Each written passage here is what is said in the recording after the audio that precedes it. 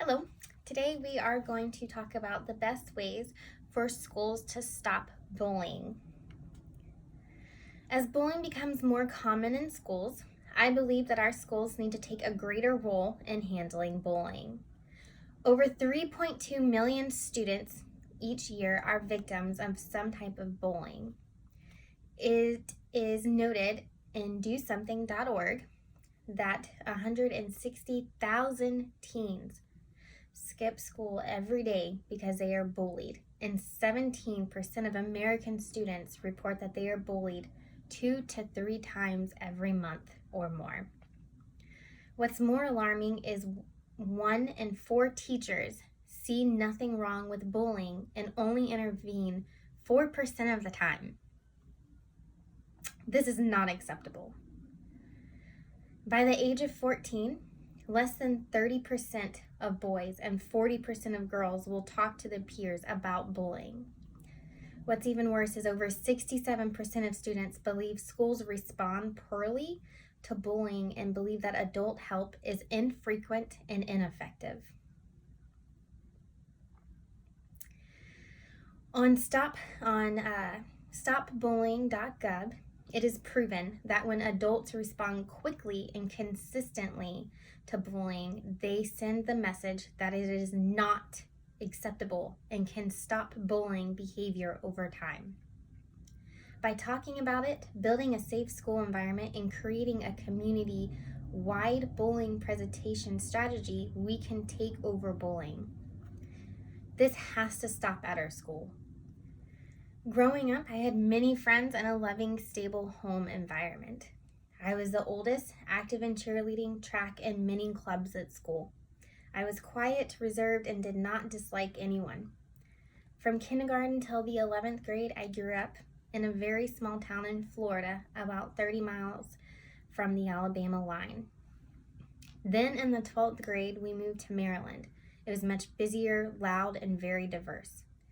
They listened to all types of music, where we rarely listened to anything but country where I was from. I was fortunate enough to make friends quickly, but my little sister was not. This was the first time I saw just how cruel kids can be. She was entering the 6th grade, was tall, had a small speech impediment, and wasn't into clubs, sports, or anything of the sorts for recreation.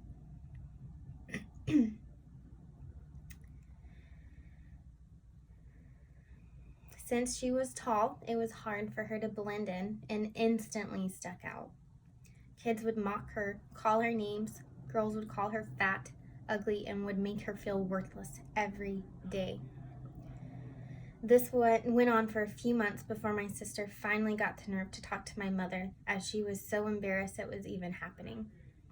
Come to find out, her teachers were aware that it was happening and thought it would be good for her to build character and for her to learn how to bounce back from bullying. We were totally awed that the school literally sat back and did nothing while my sister was being tormented daily. We ended up having to pull her from the school and homeschool her, as it got to the point where she refused to get up in the morning without bawling her eyes out. I am a firm believer that bullying behavior starts at home, but by taking certain steps at school, we can make a safe environment for kids while they are there and stop bullying for good. The first step we could take to end bullying is to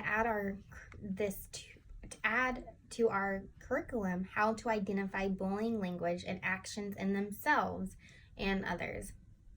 In the curriculum, it could also teach positive communication skills that will help students communicate efficiently with each other. The positive communication skills will also help create a more positive environment where bullying is less likely to occur.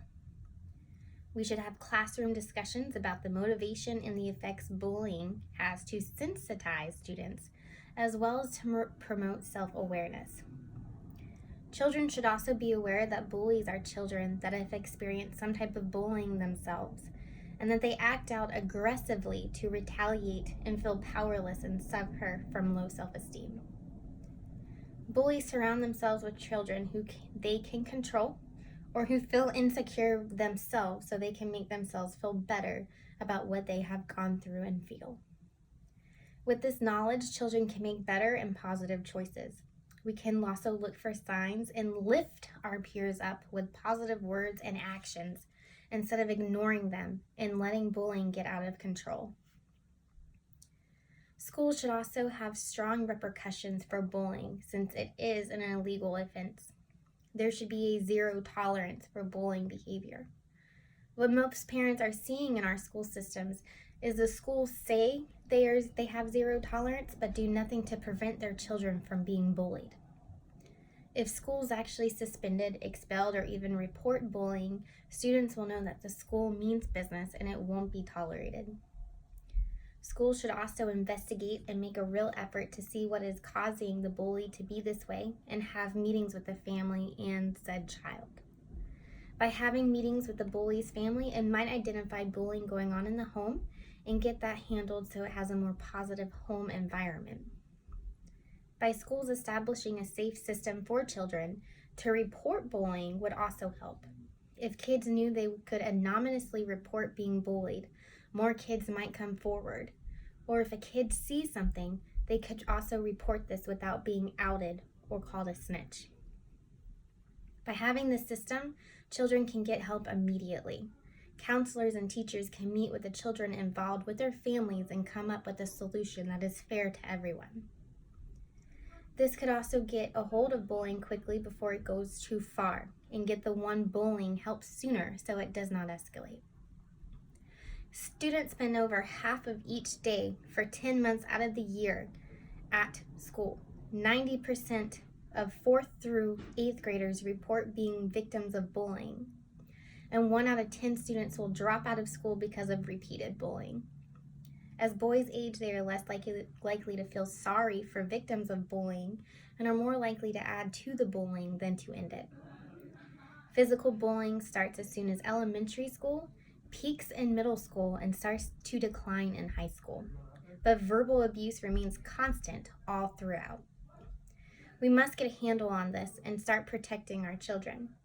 If we start implementing knowledge in elementary school on how to handle bullying and make sure our children know we have their backs, we can start to eliminate bullying in schools.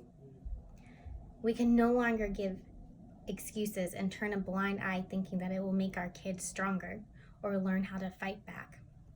In some cases, it does not end that way, and it will affect that child for the rest of their life. By adding support, knowledge, having severe, real consequences, and a system in place to anonymously report bullying, we can start getting students involved and start decreasing the numbers with bullying. By letting kids understand what bullying is, that it is wrong, giving them positive, effective communication skills, they will know how to handle it. They will have the tools and self-confidence to stop bullying. By showing what can happen when you bully peers, consequences, causing suicide, and harmful effects that it has on our kids who are bullied, instead of sheltering kids, ignoring it, or simply not talking about it, they might second guess calling someone names or physically hurting another kid and start decreasing the bullying numbers in our school.